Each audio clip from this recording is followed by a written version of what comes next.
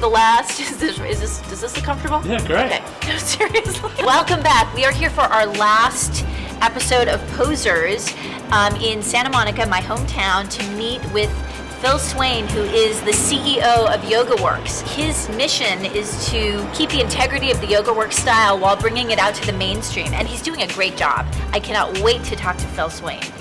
Let's go. Hi, Phil.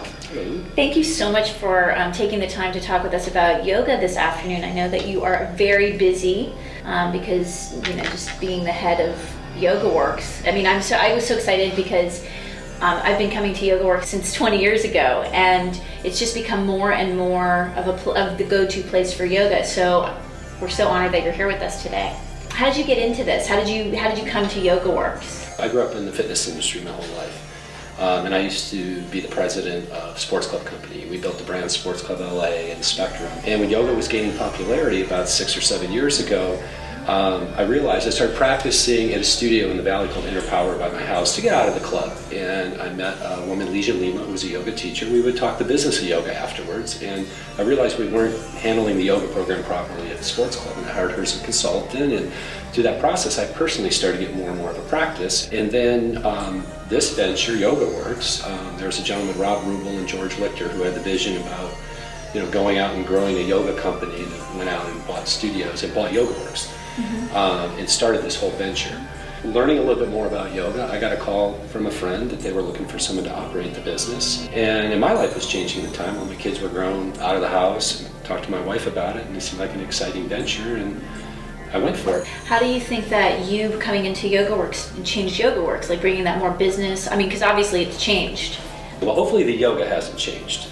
There was a lot of concern. Looking at business guys are going to come in, they're going to ruin yoga, mick yoga, all of that. Some of that negative energy was going around. And I made a commitment that we will maintain the quality of the yoga. And when I first came in the first year, I said, I'm not a yoga teacher, I don't profess to be, so let the yogis manage the yoga. And my first, order of business was to get the business in order. And that's what we told the teachers. We'll run the business, you do the yoga. You guys have reached a lot of people, so what do you think has made it more accessible if the yoga is the same? I didn't get a lot of time with Chuck and Mati before they left. But I remember a conversation with Chuck, and I was new and I was trying to understand it, and I'd heard some criticisms of the YogaWorks method, just on my own, hearing that it's not as spiritual and it's more of a physical practice.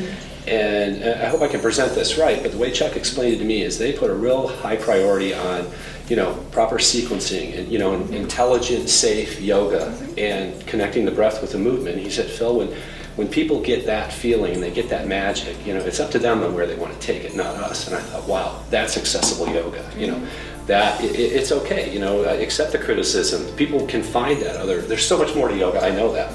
But if we can teach people an intelligent asana practice and the magic of connecting the breath, and that's accessible. How has the yoga really kind of infiltrated your personal life? What has it done for you, just personal? Well, in a big way, my personal life was a career change for me. So I was at my former company 23 years. So it definitely changed my life in a good way. And I really enjoy the people that are attracted to the space. I think that it's, some of it might be stereotypical. I mean, I don't think you have to be a vegetarian to do yoga and some of those other things, but I think unwittingly people start to become more mindful. I don't think you have to preach that on people. I have been asking everyone what is their favorite pose, so I don't know if there's a pose that you like the best or that works for you, but... Oh, absolutely. And I did verify with our teacher training department if this counts as an asana, but Shavasana is my favorite, believe it or not. I think, to me, it's kind of my reward for a strong practice, and it's where I kind of where I really get grounded and centered.